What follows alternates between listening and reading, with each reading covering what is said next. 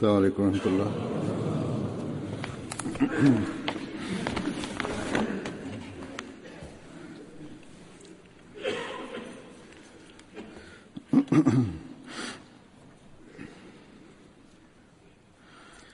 अशहदु अन ला इलाहा इल्लल्लाह वहदहु ला शरीका लहु وأشهد أن محمدا عبده ورسوله أما بعد فأعوذ بالله من الشيطان الرجيم بسم الله الرحمن الرحيم الحمد لله رب العالمين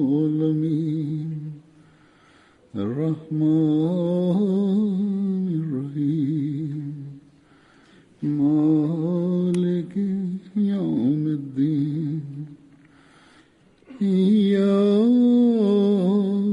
نعبد وإياك نستعين اهدنا الصراط المستقيم صراط الذين أنعمت عليهم غير المغضوب عليهم ولا الضالين.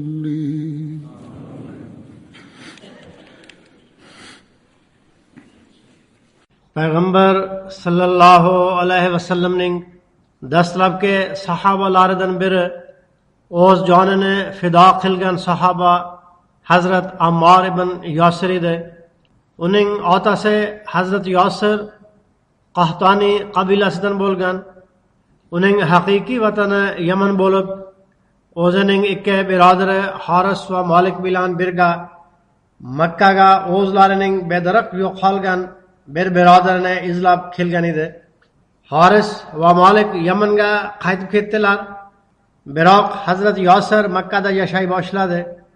Hazrat Yosir Mahzum qabilasidagi Abu Huzayfa ibn Mughira bilan shahar qonunlariga binoan tinch omon yashashga bitim tuzdi. Abu Huzayfa uni o'zining Sumayya nomli cho'rasiga uylantirib qo'yadi. Undan Hazrat Ammor tavallud topgan. Hazrat Abu Huzayfa o'lgunga qadar Hazrat Ammor va Hazrat Yosir u bilan birga yashadilar. Islom kelganda Hazrat Yosir, Hazrat Sumayya, Hazrat Ammor, uning birodari Hazrat Abdullah ibn Yosir iymon keltirdilar. Hazrat Ammor ibn Yosir shunday deydi: "Men Hazrat Suhayb ibn Sanon bilan Arqam uyi oldida uchrashdim. Payg'ambar sallallohu alayhi va alihi vasallam Arqam uyida edilar. Men Suhaybdan siz qaysi niyat bilan keldingiz deb so'radim. Suhayb sizning niyatingiz qanaqa dedi. Men Muhammad sallallohu alayhi vasallam huzurlariga borib, u zotning kalomini eshitishni xohlayman dedim. Suhayb dedi, mening niyatim ham ana shu. Hazrat Ammor deydi, biz payg'ambar sallallohu alayhi vasallam xizmatlariga hozir bo'ldik. U zot sallallohu alayhi vasallam bizga islom haqida aytib berdilar. Shunda biz islomni qabul qilib oldik. Biz kechki paytgacha u yerda bo'ldik. So'ngra yashirincha Arqam uyidan chiqdik. Hazrat Ammor va Hazrat Suhayb islomni qabul qilganlarida 30 dan oshiq kishi islomni qabul qilib bo'lishgan edi. Buxoriydagi bir rivoyatga ko'ra Hazrat Ammor ibn Yosir deydi: "Men payg'ambar sallallohu alayhi vasallamni u zot bilan 5 qul, 2 ayol va Hazrat Abu Bakr Siddiq bo'lgan davrlarda ko'rganman."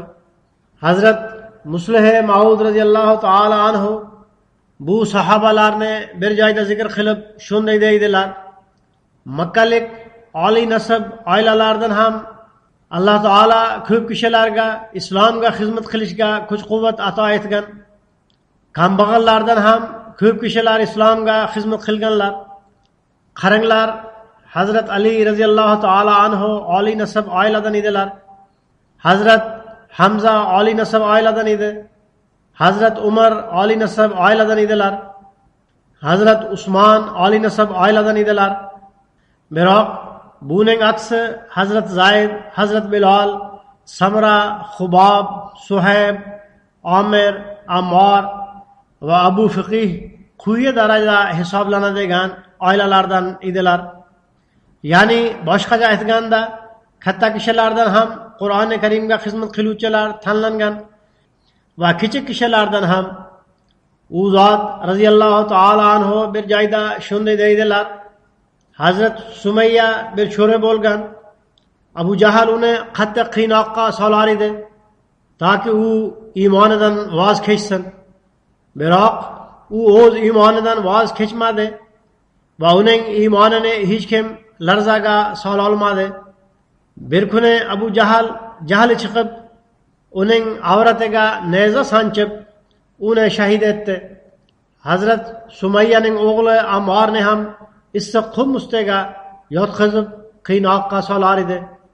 Hazrat Urva ibn Zubayrning rivoyatiga ko'ra, Hazrat Ammar ibn Yosir Makkada dinlaridan qaytishlari uchun beriladigan kuchsiz kishilardan edi. Muhammad ibn Umar deydi: bular Qur'oni Karimda mustazafin, ya'ni kuchsiz kishilar deb tilga olingan. Bu kishilar Makkada qabilalari yo'q kishilar edi. Ularni qo'riqlovchi va yordam berguvchi hech kim yo'q edi. Qurayshlar bu kishilarni dinlaridan qaytishlari uchun tush paytida uylaridan chiqarib, Makkaning jazirma issig'ida azoblashar edi. Shuningdek, Umar ibn al-Hakam deydi: Hazrat Ammar ibn Yosir, Hazrat Suhayb va Hazrat Abu Faqihga shunchalik ko'p zulm qilinar ediki, ular og'zidan o'zlari haq deb bilmaydigan narsalar ham chiqib ketar edi. Ya'ni dushman zulm va sitim qilib, og'izlaridan shunday gaplarni chiqartira olar edi. Yana bir rivoyatga ko'ra, Muhammad ibn Qab Qarzi shunday deydi: bir kishi menga Hazrat Ammar ibn Yosirning bitta yakta kiyganini, uning belida yaralar bilgalarini ko'rganini aytib berdi. Men Hazrat Ammardan bu nima ekanligini so'rasam, Hazrat Ammar shunday dedi: Makka Qurayshlari menga jazirma issiqda azob berganlari bilgisidir. Ammar ibn Maymun deydi: mushriklar Hazrat Ammarni alovda ham kuydirganlar. Rasululloh sallallohu alayhi va alihi va sallam Hazrat Ammar yonidan o'tganlarida boshini qo'llari bilan silab shunday dedilar: Ya naru kuni bardan va salaman ala Ammar kama kunta bardan va salaman ala Ibrahim. Ey alov, Ibrahim kabi Ammarga ham salqin va salomatlik bo'l. Yana bir rivoyatga ko'ra, Hazrat Usmon ibn Affon deydilar: men hamda Rasululloh sallallohu alayhi va sallam Makkaning bir vodisida ketayotgan edik. Rasululloh sallallohu alayhi va sallam mening qo'limni ushlab olgan edilar. Biz Ammarning otasi Ammar va onasi yoniga keldik. Ularga azob uqubat berilayotgan edi. Hazrat Yosir radhiyallohu ta'ala anhu dedi: biz bilan doim shunday bo'lib turaveradimi? U zot sallallohu alayhi va alihi va sallam Hazrat Yosirga dedilar: sabr qilinglar. So'ngra quyidagicha duo qildilar: ey Alloh, Yosir oilasini mag'firat etgin va albatta sen shunday qilib qo'yding. Ya'ni Alloh taolo ular chekayotgan azob uqubat sababli mag'firat qilinganlarini payg'ambar sallallohu alayhi va sallamga xabar qilib qo'ygan edi. Yana bir rivoyatga ko'ra, payg'ambar sallallohu alayhi va alihi va sallam Yosir oilasi qiynoqqa solinayotganda yonlaridan o'tib dedilar: ey Ammar oilasi, suyuninglar, sizlarga va'da qilingan joy jannatdir. Hazrat Abdullah ibn Mas'uddan rivoyat qilinadi: eng birinchi islomni izhor etganlar 7 kishi edi. Rasululloh sallallohu alayhi va alihi va sallam, Hazrat Abu Bakr, Hazrat Ammar, onasi Sumayya, Hazrat Suhayb, Hazrat Bilal व हजरत मिक़दाद। पैगम्बर सल्लल्लाहु अलैहि वसल्लम ने अल्लाह ताला अमाखी से अबू तालिब और काले हजरत अबू बकर रजी अल्लाह ताला अन्हु ने उन्हें कबीला से और काले मुहाफ़ज़ा खिल्दर्दे rivoyatlardagi sonlarda xato bo'lishi ham mumkin. Zero yuqorida keltirilgan bir rivoyatga ko'ra Hazrat Ammor islomni qabul qilganida 30 kishi islomni qabul qilib bo'lgan edi. Qisqasi, uning rivoyatiga ko'ra bu son oliy nasab oila va ko'p aziyatlar berilgan kishilarniki bo'lishi mumkin. Hazrat Abu Bakrni uning qavmi orqali muhofaza qildirdi. Qolganlarni mushriklar ushlab oldi. Ularga temir zirhlarni kiydirib, issiq kunda kuyish uchun tashlab qo'yishardi. Ular orasidan Hazrat Biloldan tashqari barchasi ularning xohishlariga yarasha bo'ysundilar. Hazrat Bilol esa o'z zotini Alloh taolo uchun fano qilib qo'ygan edi. Uning nasli tufayli rasvo qilishar edi. Qurayshiylar uni bolalarga topshirib qo'yishar edi. Ular uni Makka ko'chalarida sudrab yurar edilar. U esa ahad derdi. Mushriklar Hazrat Ammorni suvga pishib qiynar edilar. Bu qiynoqlarni bugungi zamonaviy dunyoda ham muxoliflarga yoki ba'zi hukumatlar jinoyatchilarga beradi. Qisqasi, ular Hazrat Ammorga qattiq azob uqubat berishar edi. Bir rivoyatga ko'ra, bir marta Rasululloh sallallohu alayhi va alihi vasallam Hazrat Ammorga u yig'layotgan paytda uchrashdilar. Payg'ambar sallallohu alayhi vasallam Hazrat Ammorning ko'z yoshlarini arta boshlab shunday dedilar: "Sizni kofirlar ushlab olib suvga bosganlarida siz falon gapni aytgan edingiz. Agar ular qaytadan qiynasalar, siz ularga o'sha gapni ayting." Bu voqeaning tafsilotlarini Hazrat Mirza Bashir Ahmad sahib turli rivoyatlarga iqtibosan o'z asari Sirati Xotaman Nabiyinda shunday yozganlar: Hazrat Ammor otasi Yosir hamda onasi Sumayya Maxzum qabilasida cho'ri bo'lgan paytda shunchalik ko'p aziyat yetkazilardiki, ahvollarini o'qib insonning tanasi titray boshlaydi. Bir marta islomga ishqiboz bir guruh jismoniy qiynoqlarga solinayotgan edi. Tasodifan payg'ambar sallallohu alayhi vasallam ham ular tomoniga kelib qoldilar. Payg'ambar sallallohu alayhi va alihi vasallam ularga qarata nihoyatda dardalam bilan shunday dedilar: "Sabran ala Yasir fa inna ma'udukumul jannah." Ya'ni ay Yasir oilasi, sabr qilinglar. Sabrni qo'ldan boy bermanglar. Alloh taolo sizlarga ana shu azob uqubatlar evaziga jannatni tayyorlab qo'ygan. Nihoyat Hazrat Yosir ana shu azob uqubat jarayonida olamdan o'tdi. Keksa Sumayyaning soniga zolim Abu Jahl shunchalik bag'ri toshlik bilan nayza saydiki, u uning tanasini yorgan holda avratiga yetib bordi. Shunda bu begunoh ayol u yerda talpinib jon taslim qildi. Endi faqat Ammor qolgan edi. Uni ham odamlar nihoyatda azob uqubatga soldilar. Unga deyildi: "Siz qachongacha payg'ambar sallallohu alayhi vasallamni inkor qilmasangiz, sizni shunday qiynoqqa solib turaveramiz." Chunonchi oxir oqibat Ammor qattiq qiynalib, qandaydir nojo'ya so'zlarni gapirib qo'ydi. Shunda kofirlar qo'yib yubordilar. Biroq shundan so'ng Ammor darhol payg'ambar sallallohu alayhi vasallamning huzurlarida hozir bo'lib, tinimsiz yig'lay boshladi. Payg'ambar sallallohu alayhi vasallam undan: "Ammor nima bo'ldi?" deb so'radilar. U dedi: "Ya Rasululloh, men o'ldim. Meni zolimlar shunchalik qiynadilarki, men siz haqqingizda noto'g'ri so'zlarni aytib qo'ydim." U zot sallallohu alayhi va alihi vasallam dedilar: "Siz qalbingizni qaysi ahvolda topasiz?" U dedi: "Ya Rasululloh, qalbim oldingidek mo'mindir, hamda Alloh taolo va uning payg'ambarining muhabbati bilan limmo-limdir." U zot sallallohu alayhi vasallam dedilar: "Unda hech qisi yo'q. alloh taolo sizning bu xatoyingizni kechirib qo'yadi. Hazrat Masihi Maud alayhissalom o'zlarining Chashma Ma'rifat nomli asarlarida bir Hindu Parkash Diyoji payg'ambar sallallohu alayhi vasallamning tarjimai hollari to'g'risida yozgan asaridan bir necha iqtiboslarni ko'chirgan edilar. U zot alayhissalom o'z jamoatlariga nasihat qilib, bu kitobni sotib olib o'qib chiqinglar, buni bir g'ayri musulmon kishi yozgan deb marhamat qilgan edilar. Yana u zot alayhissalom shunday dedilar: uning asaridan ana shu iqtiboslarni xulosa qilib bu yerda yozaman.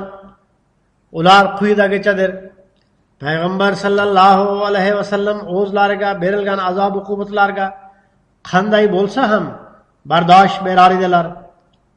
Ammo o'z sahobalarining musibatlarini ko'rib chiday olmas edilar. Ya'ni payg'ambar sallallohu alayhi va alihi vasallam o'zlariga qilinadigan zulmga chidab turardilar. Biroq sahobalarning qiyinchiliklari u zotni bezovta qilar edi. Bu nochor mo'minlarga zulm va sitam tog'i qulagan edi. Odamlar bu bechoralarni ushlab o'rmonga olib borib, ularni yalang'och qilib, jazirma issiq qumga yotqizib qo'yardilar. Ularning ko'kraklari ustiga katta toshlarni bostirib qo'yardilar.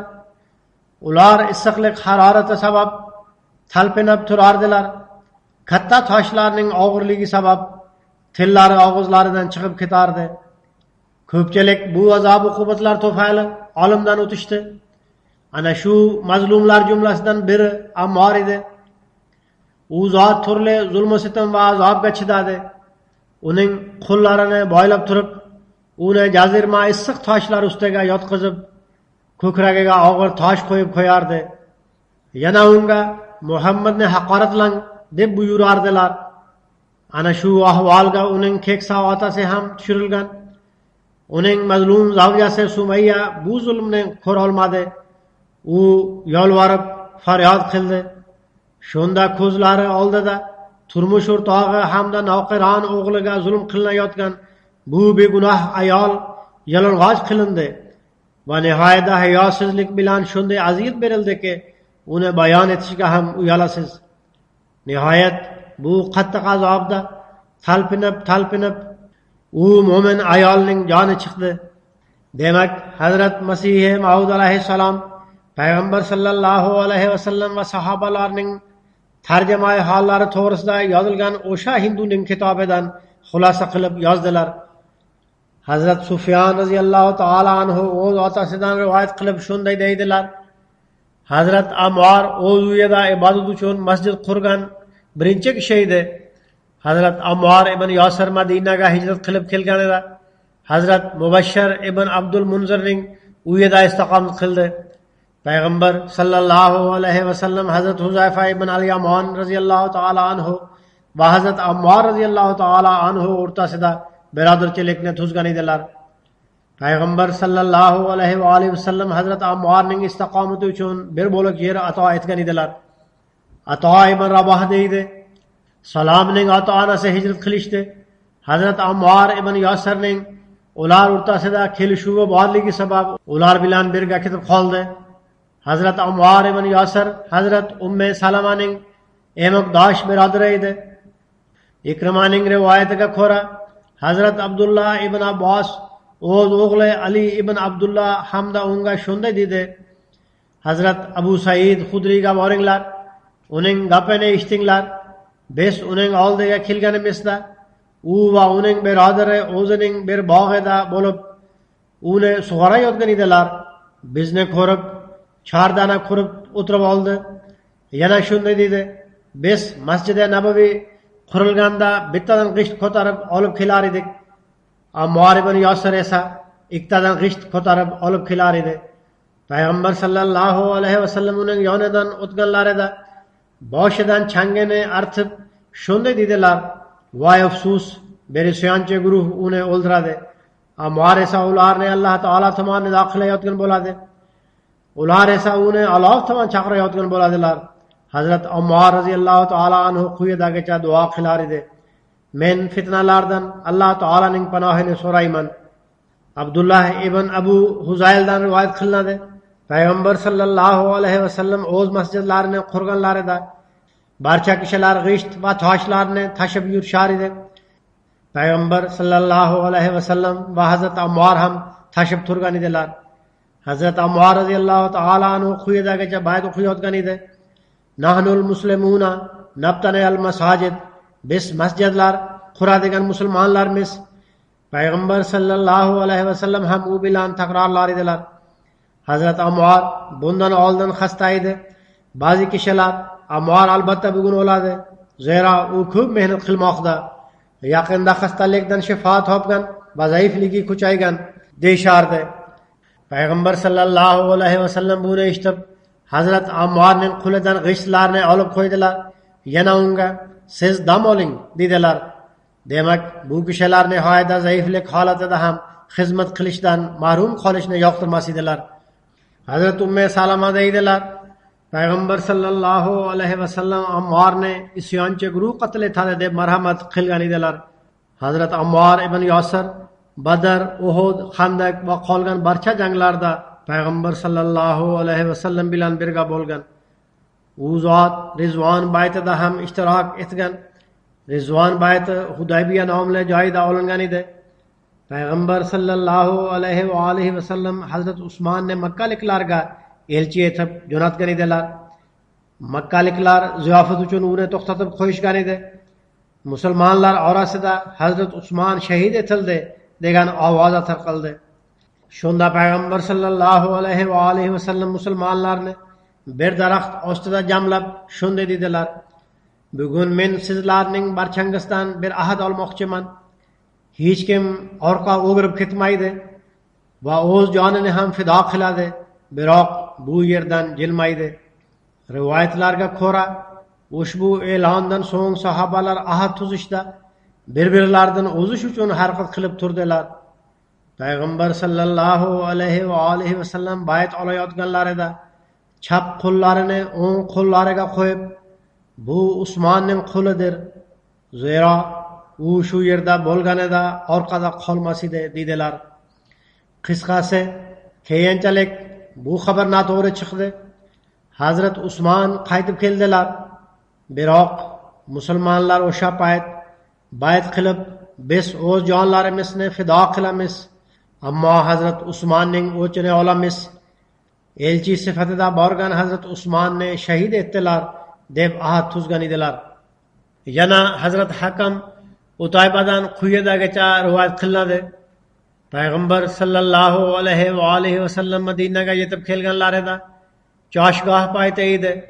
Hazrat Ammor Payg'ambar sallallohu alayhi vasallam uchun shunday joyni tayyorlash kerakki, u zot sallallohu alayhi va alihi vasallam soyada o'tirib olsinlar, dam ola olsinlar va namoz o'qiy olsinlar deb aytib turib, ozgina toshlarni yig'ib Quba masjidiga asos soldi.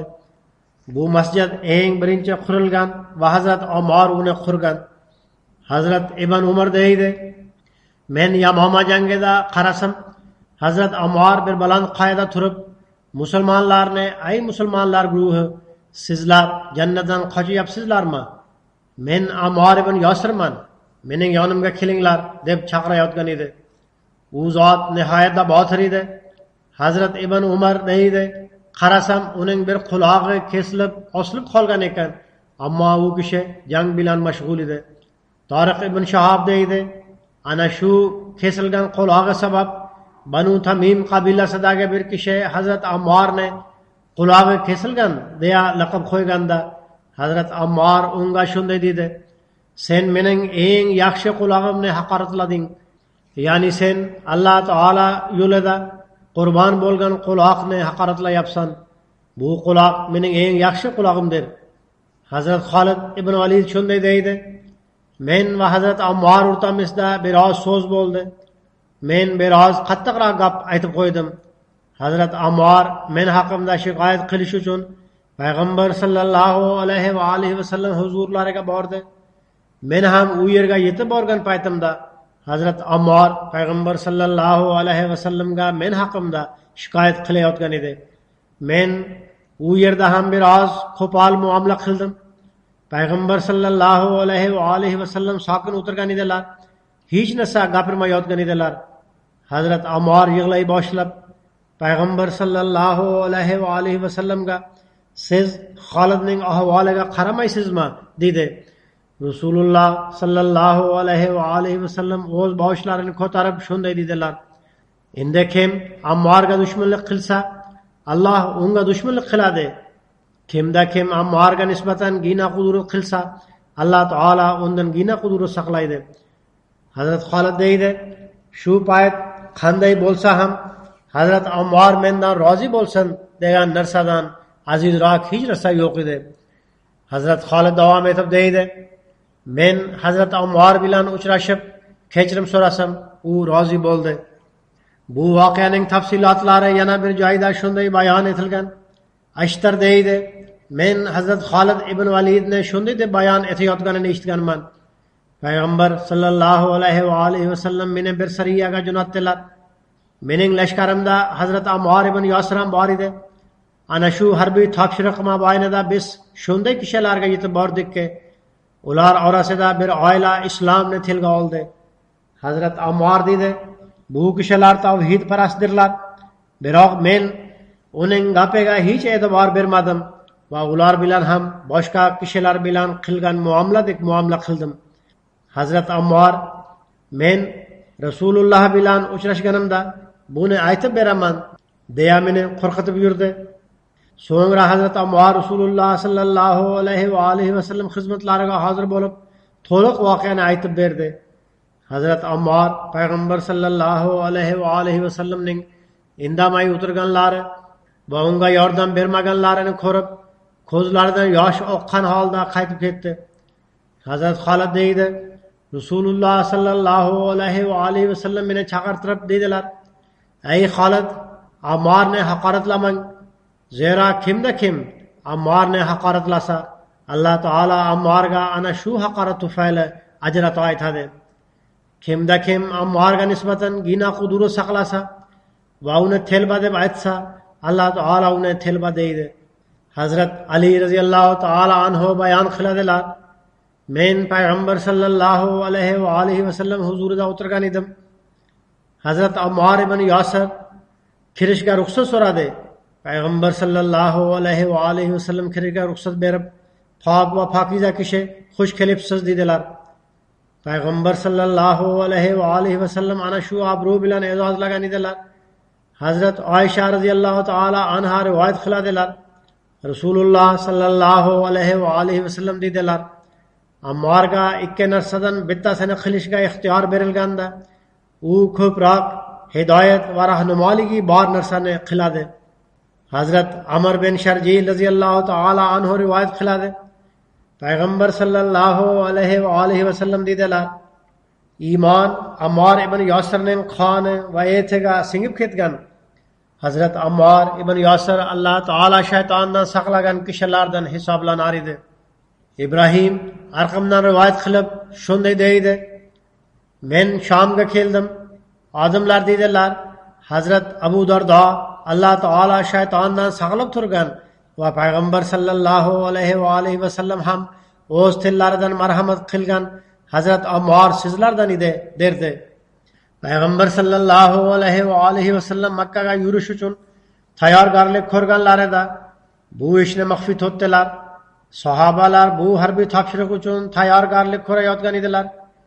Ammo ko'pchilik bu yurish Makka ga qilinadi deb bilmas edilar.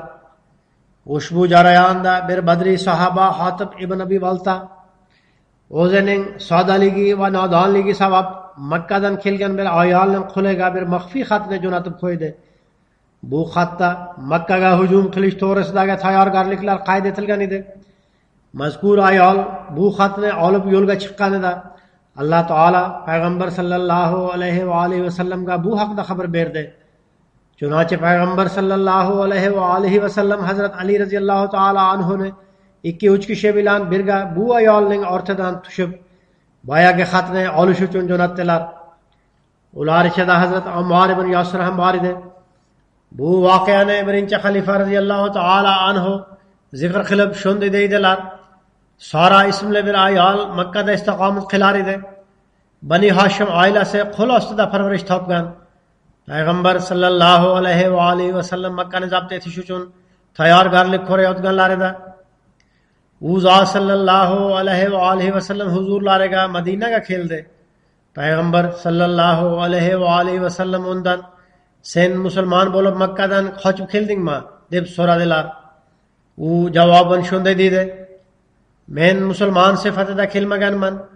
Darhaqiqat men hozir muhtojman va siz sallallohu alayhi va alihi vasallamning oilangiz doim meni boqib turgan.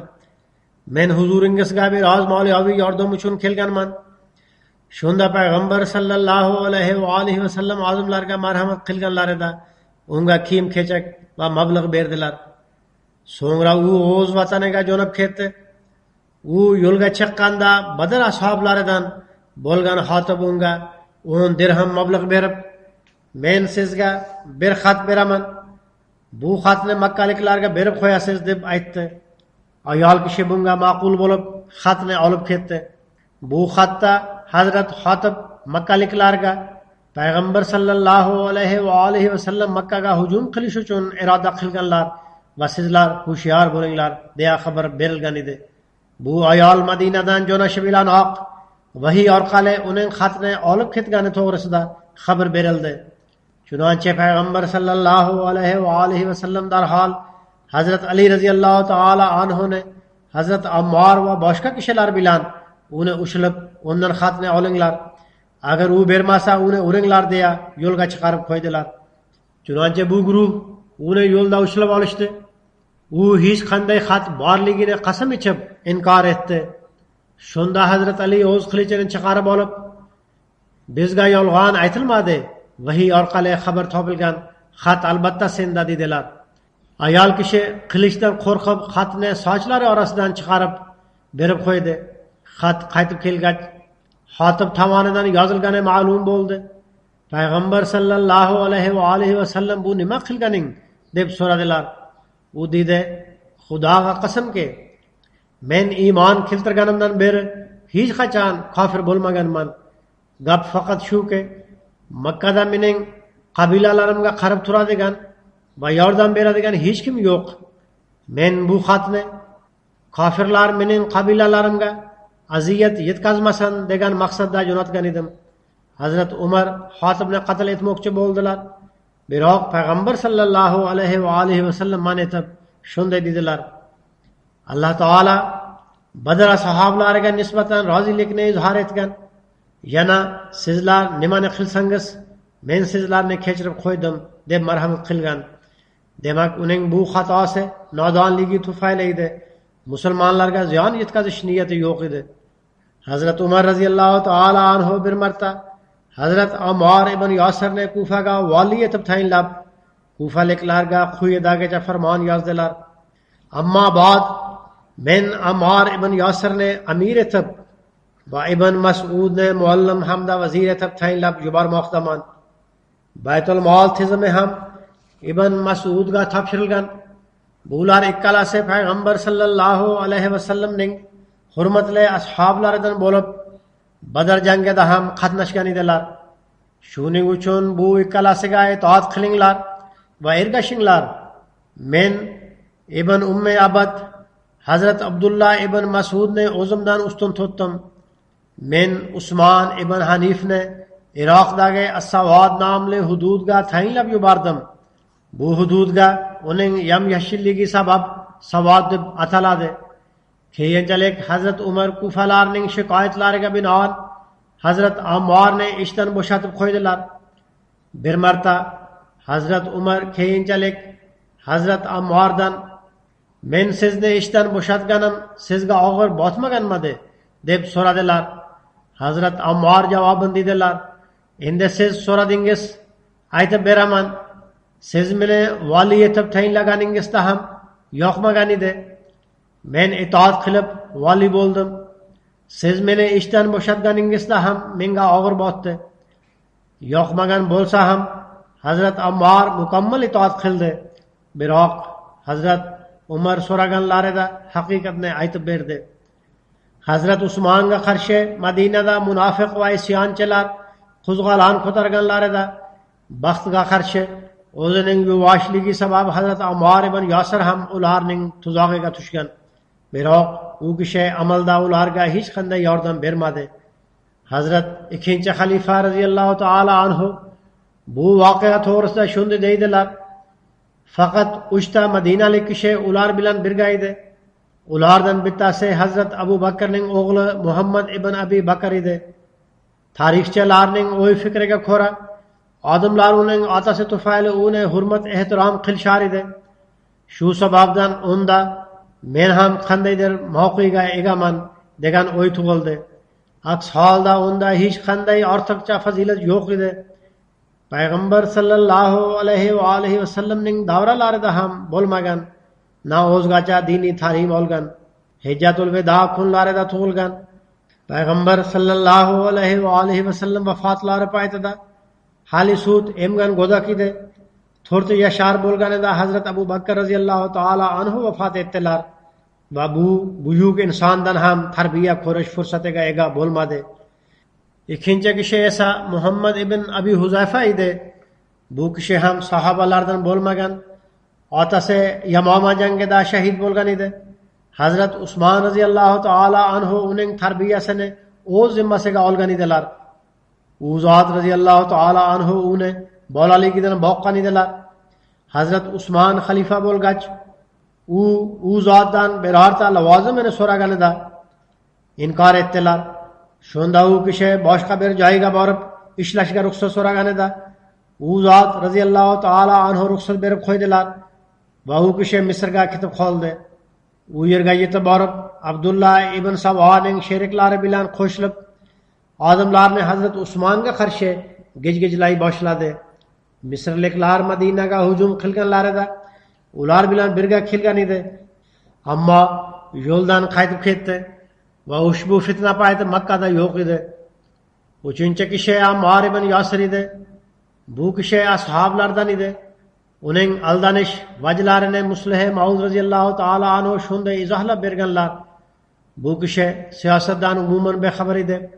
Hazrat Usmon radhiyallohu ta'ala anhu uni Misrga borib, u yerdagi valining faoliyati haqida hisobot to'plash uchun jo'natganlarida Abdullah ibn Sabo uni kutib olib, uning o'y fikrlarini Misr valisiga qarshi yo'naltirdi. Zero bu vali kofirlik paytida Payg'ambar sallallohu alayhi vasallamga qattiq qarshilik qilgan hamda Makka fath etilgandan so'ng islomni qabul qilgan kishilardan edi. Shuning uchun u zot radhiyallohu ta'ala anhu tezda ularning tuzog'iga tushib qoldi. Bu vali oldin Payg'ambar sallallohu alayhi vasallamga qarshilik qilgan edi. Hazrat Ammorda Payg'ambar sallallohu alayhi va alihi vasallamga nisbatan bo'lgan muhabbat natijasida u zot ularning gaplarini eshitib, vali to'g'risida bu oldin ham qarshilik qilgan, ehtimol hozir ham chin yurakdan islomni qabul qilmagandir. Shu sababdan bunday xatti harakatlarni qilar deb o'yladilar. Nima bo'lganda ham valiga qarshi yomon gumonni unda paydo qilgandan so'ng ular asta-sekin Hazrat Usmonga qarshi ham unda yomon gumonni paydo qilib qo'yishdi. Biroq Hazrat Ammor bu fitna fasodga amalda qo'shilmagan. Isyonchilar Madinaga hujum qilganlarida u zot radhiyallohu ta'ala anhu Madinada hozir edilar. U zot o'z uyida tinch o'tiraverdilar. Ana shu isyonchilarga qarshi hech kurashmadi. To'g'ri, amalda u zot bu fitnaga qo'shilmadi. Kamchiligi shuki, Madinada bo'lishidan qat'iy nazar isyonchilarga qarshi hech kurashmadi, na ularni man etdi. Biroq isyonchilar qilmishlaridan uning etagi butunlay pokdir. Hazrat Alining xalifalik davrida Hazrat Ammor ibn Yosir Hazrat Ali bilan birga bo'ldilar. U zot bilan birga Jamal hamda Siffin jangiga qatnashdi. Abu Abdurrahman as-Salmo shunday deydi: Siffin jangida biz Hazrat Ali bilan birga edik. Men Hazrat Ammor ibn Yosirni ko'rdim. U qaysi tomonga yuzlansa, Payg'ambar sallallohu alayhi vasallamning ashablari uning orqasidan ergashardilar. Go'yo u ular uchun bir bayroqdek edi. Siffin jangi Hazrat Ali hamda Sham amiri Muaviya o'rtasida yuz bergan. Abdullah ibn Salma davom etib shunday deydi: men Hazrat Ammar ibn Yosirni keksaligida ko'rdim. U kishi bo'yi uzun va bug'doy rangi edi. Hazrat Ammarning qo'lida nayza bor edi, qo'li esa qaltirab turgan edi. Hazrat Ammar shunday dedi: jonim qo'lida bo'lgan zotga qasamki, men bu nayza bilan payg'ambar sallallohu alayhi va sallam bilan birgalikda 3 ta jangda qatnashganman. Bu esa 4-chi jangdir. Jonim qo'lida bo'lgan zotga qasamki, agar bu kishilar bizni urib hajar xurmalari shoxlarigacha orqaga itarib qo'ysalar ham, men o'zimizning haq ustida va bularning xato ustida ekanligini tushunaman. Abul Baxtari deydi: Siffin jangi paytida Hazrat Ammar ibn Yosir men uchun ichgani sut olib keling, zero Rasululloh sallallohu alayhi va sallam menga siz dunyoda ichadigan oxirgi ichimlik sut bo'ladi deb marhamat qilgan edilar dedi. Chunonchi sut olib kelindi. Hazrat Ammar sutni ichib, ola qadam tashlab urushayotib shahid bo'ldi. Yana bir rivoyatga ko'ra, Hazrat Ammarga sut olib kelinganda u kulib turib payg'ambar sallallohu alayhi va sallamning siz ichadigan oxirgi ichimlik sut bo'ladi deb marhamat qilganlarini aytdi. Men bugun xursandmanki, men ushbu ahvolda shahid bo'lmoqdaman. Hazrat Ammar ibn Yosir Siffin jangi paytida shunday dedi: jannat qilichlarning yaltirog'i ostidadir va chanqoq kishi chashmaga yetib boradi. Men bugun o'z sevimlilarim bilan uchrashaman. Men bugun Nabiy sallallohu alayhi va sallam va u zotning guruhlari bilan uchrashaman. Abdurrahman ibn Abzi o'z otasidan rivoyat qilib shunday deydi: Hazrat Ammar ibn Yosir Siffin jangiga ketayotganda Furat daryosi qirg'og'iga turib shunday dedi: Ey Alloh, agar men o'zimni bu tog'dan pastga tashlashim senga sevimli bo'lganini bilganimda edi, men shunday qilib qo'yardim. Ey Alloh, agar men katta bir olovni yoqib o'zimni unga tashlashimga roziligingni bilganimda albatta shunday qilar edim. Ey Alloh, agar men o'zimni suvga tashlab g'arq bo'lishimga roziliging borligini bilganimda edi, men shunday qilar edim. Men faqat seni deb jang qilmoqdaman. Muvaffaqiyatsizlikka uchratmasligingni istayman. Men faqat roziligingni tilayman. Hazrat Ammar ibn Yosirni Abu Vodiya Muzni shahid etgan edi. U unga nayza sanchganida yiqilib tushgach, yana bir kishi unga hujum qilib boshini kesib oldi. So'ngra bu ikkala kishi tortishib Muaviya oldiga kelishdi. Ularning har biri men uni qatl etdim deya iddao qilar edi. Hazrat Amr ibn As sahoba edi. Ba'zi tushunmovchiliklar sabab bu fojia vaqtida u Muaviya bilan birga edi. Ammo quyidagi so'zlardan uning niyati pokligi oshkor bo'ladi. Hazrat Amr ibn As dedi: Xudoga qasamki, sizlar ikkalangiz faqat olov to'g'risida talashmoqdasizlar. Ya'ni sizlar Hazrat Ammarni shahid etgansizlar. Sizlar shahid etish to'g'risida iddao qilib, faqat olov to'g'risida talashmoqdasizlar. Muaviya Hazrat Amr ibn Asning so'zlarini eshitdi. Bular ikkalasi ketib qolgandan so'ng Muaviya Hazrat Amr ibn Asga shunday dedi: Siz aytganingizdek men hech qachon ko'rmaganman. Odamlar biz uchun o'z jonlarini ham qurbon qilib qo'yishdi. Siz esa ular ikkalasiga sizlar olov borasida talashmoqdasizlar deb aytdingiz. Hazrat Amr dedi: Allohga qasamki, gap o'zi shunday. Allohga qasamki, siz ham buni bilasiz. Menga shu narsa yoqadiki, men bugundan 20 yil muqaddam o'lib ketsam edi, toki bu o'zaro urushish kunini ko'rmas edim. Hazrat Ammar Hazrat Alining xalifalik davrida Siffin jangida 37-hijriy yili 94 yoshida vafot etdi.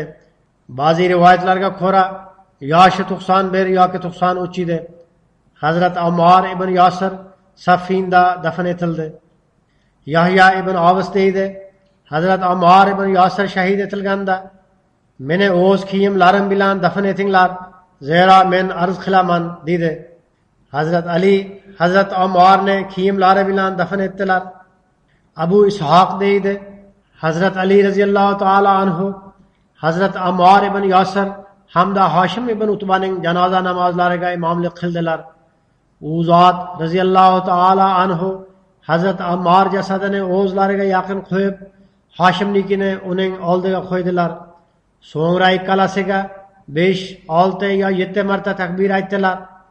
Demak, ana shu sahobalar haq uchun urushdilar, haq uchun jon berdilar. Alloh taolo ularning darajalarini yuksaltirsin. Ular to'g'risida ba'zi voqea va rivoyatlar mavjud. Uni Xudo xolasa kelgusida bayon etaman.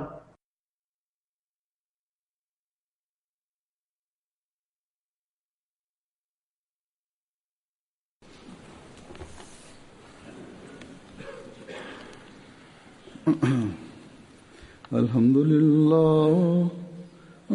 لله نحمده ونستعينه ونستغفره ونؤمن به ونتوكل عليه ونعوذ بالله من شرور أنفسنا ومن سيئات أعمالنا من يهده الله فلا مضل له ومن يضلل فلا هادي له ونشهد أن لا إله إلا الله ونشهد أن محمدا عبده ورسوله عباد الله رحمكم الله إن الله يأمر بالعدل والإحسان وإيتاء ذي القربى